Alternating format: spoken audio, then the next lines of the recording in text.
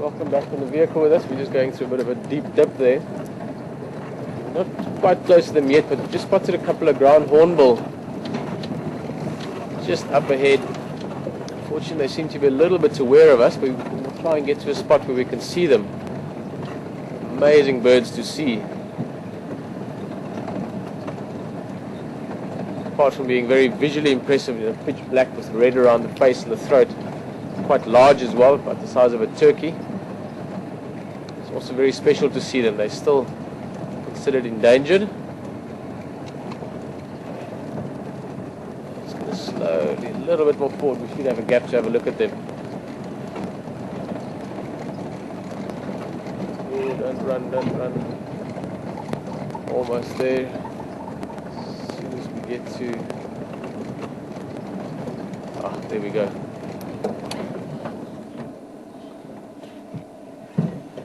That.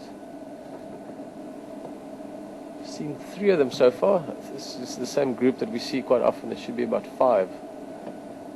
Well, there's a 4th one. These are extremely opportunistic animals. I mean, they feed on a whole variety of things. Again, our early summer is a really good time for them. Lots of insects and reptiles coming out. If we follow them for a bit, we might even see them catch a few interesting little animals. Let's speak to James quickly. Go, James.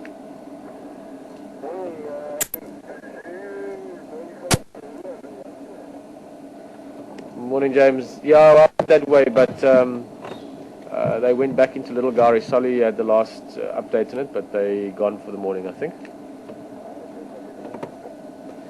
Cool, man. Let's get a bit closer again.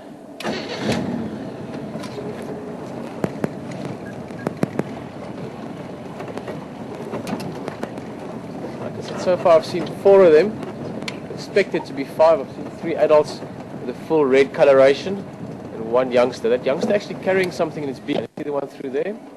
Let's just try and see before it swallows it if we can make out what it is.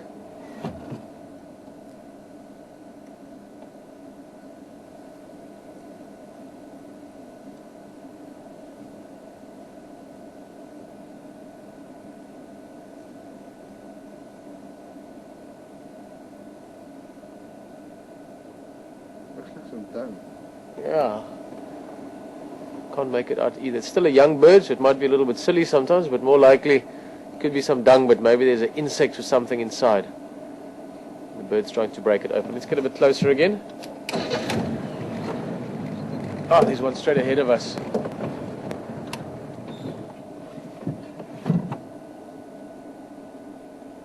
These guys are always tricky to see. They move around quite quickly.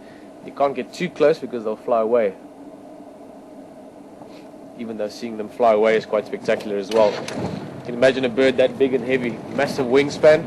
And these guys, they've also got a very clear white, broad part of the wing.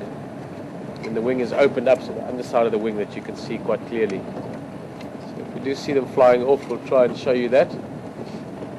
Let's just see, they're getting a little bit more used to us. Maybe we can sneak slightly closer.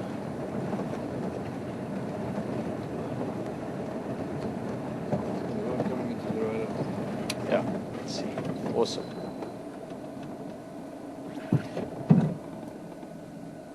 Ah, look at that. Look at those wings. Stunning. There's another one flying through there.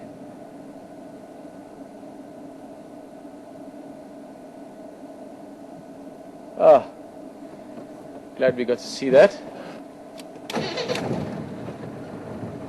What we'll do is they've landed up further ahead again. We'll try and get one more look at them, and then we're going to head towards Buffelshoek Dam.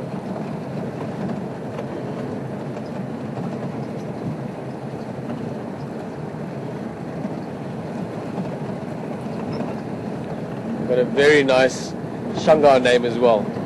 They make this call in the morning. A little difficult to mimic, but basically sounds a bit like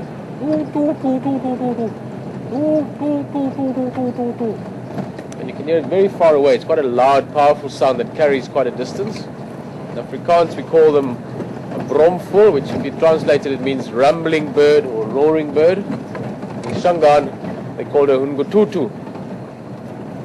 Hungututu very much, it's sort of almost a mimicry of that sound they make. As Rexon has been explaining to me a few times, a lot of animal names in Shanghai are very relevant to something the animal does. So a nongu or a nongwe, a kudu, literally means animal that jumps. A lot of your birds, the names sound very similar to the sound they make. Let's have another look at these hornbills. So Ngututu, a very apt name for these hornbills. Of course, the English name also quite descriptive. They literally have bills or beaks that act like horns or trumpets. So meaning they're hollow inside, and by pushing air into or through the bill, it reverberates and makes the sound. Cool, are we going to stick along this little track? We might see those hornbills again or not. They look like they're going into the bush a bit.